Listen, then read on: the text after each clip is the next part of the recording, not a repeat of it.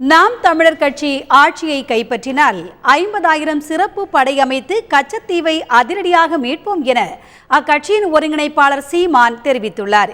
திருச்சி கீழப்புதூரில் நாம் தமிழர் கட்சியின் வேட்பாளர்களின் அறிமுக கூட்டம் நடைபெற்றது. அப்போது திருச்சி மாவட்ட தொகுதிகளில் போட்டியிடும் வேட்பாளர்களை அக்கட்சியின் ஒருங்கிணைப்பாளர் சீமான் அறிமுகம் செய்தார்.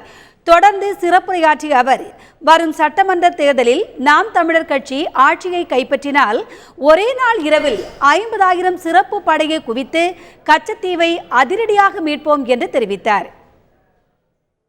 கச்சத்தீவை இப்படியா மீட்கிறது? இப்படியா மீட்கிறது? சீமா எப்படி மீட்பேன்?